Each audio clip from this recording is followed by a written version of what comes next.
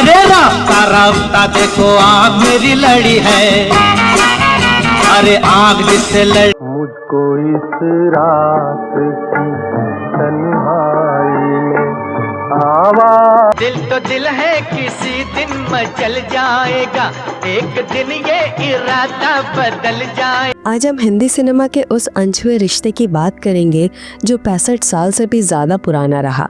ये कहानी है उस आदमी की जिसने हुस्न और मर्दानगी के उस बेमिसाल संगम धर्मेंद्र को दुनिया के सामने हीरो बनाकर पेश किया। ये है निर्देशक, निर्माता और अभिनेता अर्जुन हिंगुरानी। आप भी पीजिए और गम गलत कीजिए मेम साहब। अभी क्या गम गलत करेगा? जाने को पैसा नहीं है। मेम साहब को बोलेगा तो वो बम मारेगा। तो मेम साहब को भी पिलाना, गुस्सा काफूर हो जाएगा। तुम काहे को खाली पीली मस्करी करता हमारे साथ? अरे हम क्या मस्करी करेगा, मस्करी तो ऊपर वाले हवालदार ने ऐसी की है कि 8 घंटे इस कड़कती धूप में जमीन और आसमान के बीच इन 500 पे खड़े रहना पड़ता है। काय को? अभी तुम भगवान को हवलदार बोला? जी हाँ, हम ऊपर वाले को हवलदार बोलते हैं। ये नीचे वाला हवलदार रात को ठीक से सोने नहीं देता और ऊपर वाला ठीक से खाने को नहीं देता। बात तो मजे की करता है तू। बात तो मजे की करता हूँ, पर लोग समझते किधर हैं? पर हम तो समझता है। आपके पास जाने के लिए पैसे नहीं है, मुझसे ले लीजिए। तुम देगा? अच्छा लाओ, पर कल वापस देके जाएगा। हाँ, धर्मेंद्र जी ने खुद कहा था, अर्जुन हिंगुरानी मेरे लिए 65 साल से ज्यादा समय तक मेरे अपने भाई जैसे रहे। उनका जाना मेरे लिए सचमुच एक युग का अंत है। ये सिर्फ एक बयान नहीं, ये उस गहरे बंधन का प्रमाण है जिसकी शुरुआत 51 रुपए के एक साइनिंग अमाउंट से हुई थी। अर्जुन हिंगुरानी जी का जन्म 15 नवंबर 1926 को मथुरा में हुआ। वो शुरू से ही दर्शकों की नब्ज को समझने वाले सच्चे मेन स्ट्रीम फिल्म मेकर माने जाते थे। उनका करियर 3 दशक से ज़्यादा चला और उन्होंने 2 बड़े मील के पत्थर स्थापित किए। पहला, उन्होंने 1958 में भारत की पहली बड़ी सिंधी भाषा फिल्म अबना बनाई, जिसके गाने आज भी सिंधी समुदाय को याद हैं। और दूसरा, उन्होंने धर्मेंद्र को लॉन्च किया। लेकिन धर्मेंद्र को लॉन्च करने का ये किस्सा इतना सीधा नहीं था। धर्मेंद्र उस वक्त पंजाब से मुंबई आए एक अकेले आदमी थे। आंखों में बड़े बड़े सपने थे और जेब में पैसे नहीं। वो बिमल रॉय जैसे महान निर्देशक की फिल्म बंदिनी साइन कर चुके थे, लेकिन बिमल रॉय, ऋषिकेश मुखर्जी या राज कपूर जैसे निर्देशकों का काम वक्त लेता था। धर्मेंद्र इंतजार कर रहे थे कि ये बंदिनी कब शुरू होगी। तभी उनकी मुलाकात अर्जुन हिंगुरानी से हुई। धर्मेंद्र ने बाद में याद किया कि वो नहीं जानते थे कि हिंगुरानी कौन थे, और जब उन्हें बिमल रॉय जैसे बड़े निर्देशक से साइन कर लिया तो वो किसी अनजान आदमी के साथ काम क्यों करे। पर अर्जुन हिंगुरानी जिद पर अड़े रहे। वो बार बार कहते, मैं तुम्हें साइन करूंगा। धर्मेंद्र के मन में 5000 की फीस मिलने की उम्मीद थी, पर हिंगुरानी ने उनसे कहा, मैं तुझे हीरो बनाऊंगा।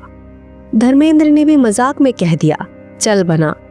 और बस यहीं से कहानी शुरू हो गई। 1960 में अर्जुन हिंगुरानी ने अपनी फिल्म दिल भी तेरा हम भी तेरे में धर्मेंद्र को लॉन्च कर दिया।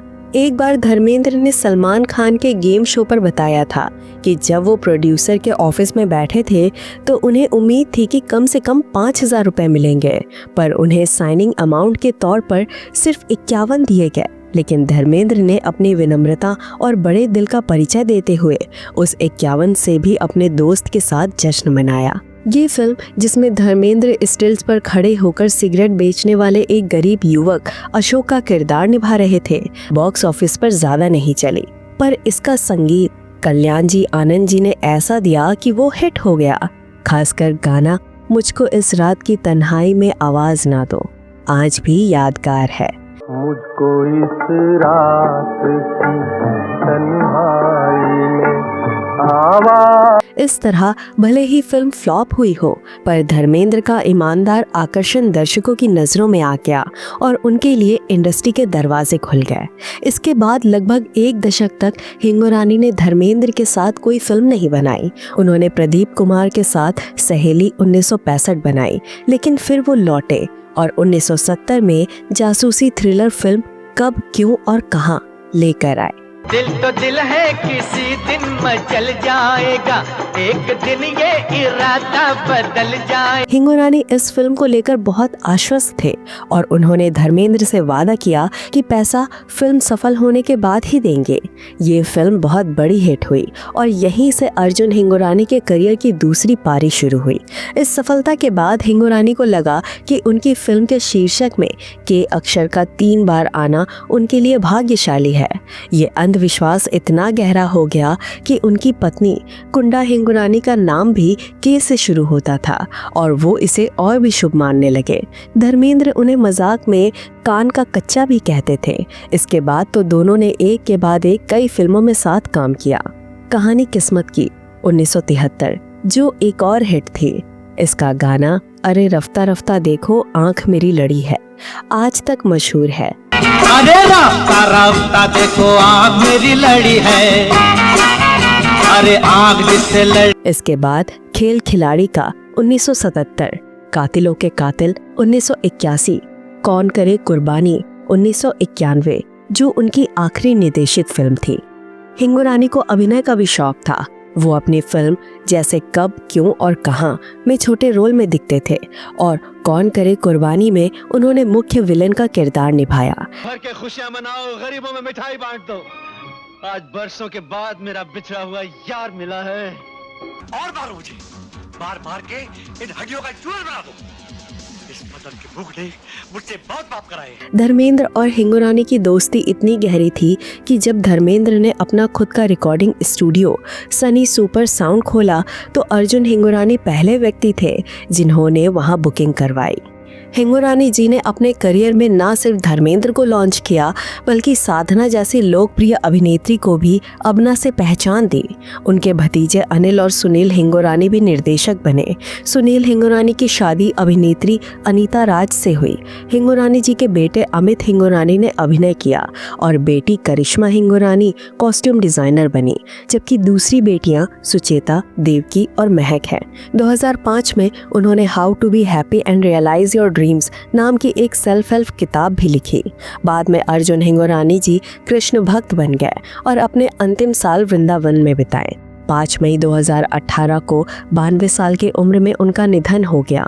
उनके निधन की खबर पर धर्मेंद्र ने भावुक होते हुए ट्वीट किया, अर्जुन हिंगोरानी वो आदमी जिसने मुंबई में इस अकेले आदमी के कंधे पर हाथ रखा था, वो हमें हमेशा के लिए छोड़कर चला गया। मैं बहुत दुखी हूँ। हिंगोरानी जी ने एक स्वस्थ और सक्रिय जीवन जिया। उनकी बेटी सुचेता ने बताया था कि निधन से एक दिन पहले उन्होंने अपना पसंदीदा मीठा गुलाब जामुन खाया था और शांतिपूर्वक सोते हुए उनका निधन हुआ। अर्जुन हिंगोरानी सिर्फ धर्मेंद्र के निर्देशक नहीं थे, वो उनके मार्गदर्शक थे। उन्होंने सिर्फ एक अभिनेता को लॉन्च नहीं किया बल्कि हिंदी सिनेमा के एक युग को लॉन्च किया। 51 रुपए के उस मामूली साइनिंग अमाउंट से शुरू हुआ ये सफ़र आज अमर दोस्ती की मिसाल बन गया।